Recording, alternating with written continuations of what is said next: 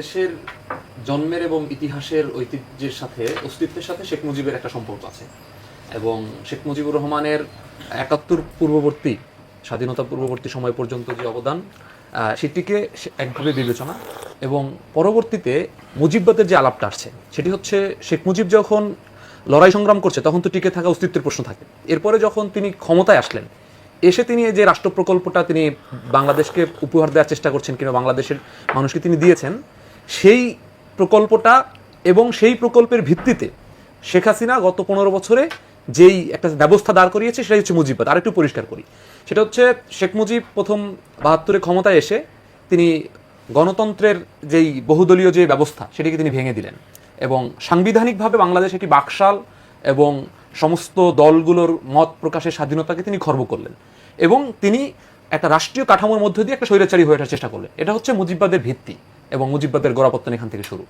তিনি তখন ঘটনাক্রমে তৎকালীন সেনাবাহিনীদের তৎপরতায় তিনি সেটা সফল হন নাই, তার ৭৫-এ তার বিদায় হয়েছে। কিন্তু শেখ হাসিনা তখন বাইরে থাকার পরবর্তীতে জিয়াউর রহমানের সহযোগিতায় আবার দেশে এসে রাজনীতি করার সুযোগ পাওয়ার পরে তিনি তার বাবার যেই প্রত্যাশিত এবং যেই অসমাপ্ত প্রকল্প সেই প্রকল্পটাকে গত ১৫ বছরে বিভিন্ন প্রাতিষ্ঠানিক রূপে সেই মুজিববাদটাকে প্রতিষ্ঠা করার চেষ্টা করছে। শেখ হাসিনা একটা নির্বাচনী খেলার মধ্য দিয়ে গণতন্ত্রকে নির্বাচনবিহীন একটা রাষ্ট্র প্রতিষ্ঠা করেছে। সাংবিধানিকভাবে তত্ত্বাবধায়ক সরকার এবং গণতন্ত্রের প্রত্যেকটা এলিমেন্ট আস্তে আস্তে আস্তে আস্তে একেবারেই নিঃশেষ করে দিয়েছেন এবং প্রত্যেকটা প্রতিষ্ঠান একেবারেই ধ্বংস করেছেন। এই যে প্রত্যেকটা প্রতিষ্ঠান ধ্বংস করেছেন এবং প্রত্যেকটা প্রতিষ্ঠান ধ্বংস করার পরে সামনে যে সাইনবোর্ডটা লাগাতো সেটা হচ্ছে শেখ মুজিবের সাইনবোর্ড। যেমন বাংলাদেশের আমি জাহাঙ্গীরনগরে পড়াশোনা করেছি, জাহাঙ্গীরনগর বিশ্ববিদ্যালয়ে কখনোই ছাত্রদল কোনো সভা মিছিল করতে পারতো না। বিএনপিপন্থী জাতীয়তাবাদী শিক্ষক যারা ছিলেন তারা কিছু যদি লিখতেন কিছু বলতেন সেটাই শেখ মুজিবকে আঘাত করা হইতো এবং শেখ মুজিবকে আঘাত করা মানে কি বাংলাদেশ রাষ্ট্রকে আঘাত করা। রাষ্ট্রকে আঘাত করা মানে তিনি আর ওই বিশ্ববিদ্যালয়ে থাকতে পারবেন না, তিনি দেশে থাকতে পারবেন না। তারপরে হচ্ছে শেখ মুজিবের সমালোচনা এবং সেইটার এক্সটেনশনটা এমনভাবে গেছে শেখ পরিবারের কারো সমালোচনা কারো বিরুদ্ধে লেখা যাবে না সেই আইনও কিন্তু বাংলাদেশে হয়েছিল এবং তাহলে তাকে ধরে নেওয়া যাবে। এবং এরকম ভাবে হয়েছে যখন 18 সালে আমরা গোটা আন্দোলন করেছি, আমরা সারাদিন আন্দোলন করেছি, যখন শেখ হাসিনা বক্তব্য দিল তারপরে আমরা মিছিল করলাম, রাস্তা আটকালাম, তারপর ছাত্রলীগ এসে আমাদের উপর হামলা করলো। শেখ হাসিনা বক্তব্যের পরে সেই বক্তব্যের নিন্দা জানিয়ে কিভাবে আসলে আপনারা আন্দোলন করেন, মানে শেখ হাসিনা এবং শেখ মুজিব এবং শেখ পরিবার এইটাকে মেনে নিয়ে আপনি গণতন্ত্র চর্চা করতে পারবেন। আপনি বিদ্রোহী হয়ে নৌকার বিরুদ্ধে এমপি ইলেকশন করতে পারবেন, কিন্তু আপনি শেখ মুজিবকে আপনার পূজা করতে হবে, আপনি শেখ হাসিনাকে আপনাকে টোল দিতে হবে। এরকম একটা যে ব্যবস্থা, এই গণতন্ত্র ধ্বংস করার পুরো ব্যবস্থাটাই আসলে মুজিববাদ। এটা তো আসলে একেবারেই যে শেখ মুজিবকে আমরা একবারে ভেঙে ভেঙে আক্ষরিক করতে পাবো এরকম না, এটা একটা পলিটিক্যাল রেটরিক।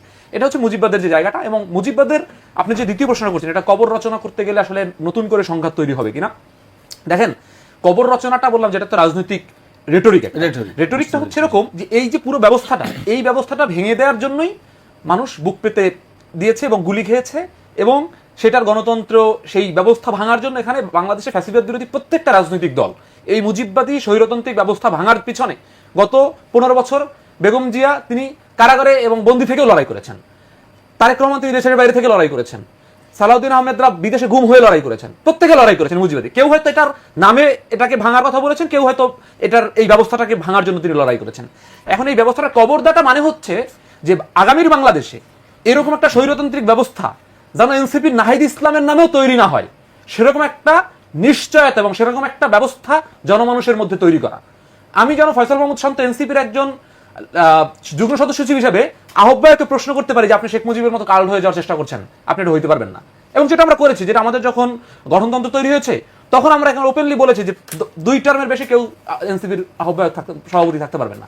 এই যে সিস্টেমেটিক ভাবে একজনকে স্বৈর শাসক এবং স্বৈরতন্ত্র প্রতিষ্ঠা করতে না দেয়া এবং সেটার জন্য যে বন্দোবস্ত তৈরি করে এটা হচ্ছে মুজিববাদের কবর রচনা। এটা যদি করতে পারি তাহলে বরঞ্চ সংঘাতগুলো কমে যাবে, কারণ সিস্টেমে যদি আপনাকে অ্যালাউ না করে আপনি একটা স্বৈরাচারী হয়ে উঠবেন তখন কিন্তু আপনার সংঘাত পর্যন্ত যাওয়ারই প্রয়োজনীয়তা দেখা দিবে না। এইটা আমরা মনে করি আগামীর বাংলাদেশে প্রত্যেকটা ফ্যাসিবাদ রাজনৈতিক দলগুলো কারো এটা মুজিববাদ নামে এন্ডোর্স করার দরকার নাই, কেউ এটা ফ্যাসিবাদ নামে এন্ডোর্স করুক, কেউ স্বৈরাচারী নামে এন্ডোর্স করুক, যে নামে এন্ডোর্স করুক, এই কাল্ট যে ব্যবস্থা আমরা মনে করি আগামীর বাংলাদেশে যেমন নাহিদ ইসলাম গণ অভ্যুত্থানের এক দফার ঘোষক, বাংলাদেশের বেগম জিয়া আপসীন একজন নেত্রী, এবং আমি একটা বাক্য শেষ করি, এই প্রত্যেকটা মানুষকে সমালোচনা করার মতো স্পেস রাজনৈতিক মাঠে থাকতে হবে। আগামীকালকে আমি বেগম জিয়াকে সমালোচনা করার পরে আমাকে ছাত্রদলের বিএনপির ভাইরা আমাকে আঘাত করবে না, এই নিশ্চয়তা আগামীতে তৈরি হওয়া দরকার। আবার নাহিদ ইসলামকে সমালোচনা করার পরে এনসিপির কোনো লোকজন খেপে যাবে না, এই নিশ্চয়তা তৈরি হলেই বরঞ্চ সংঘাতটা কমবে।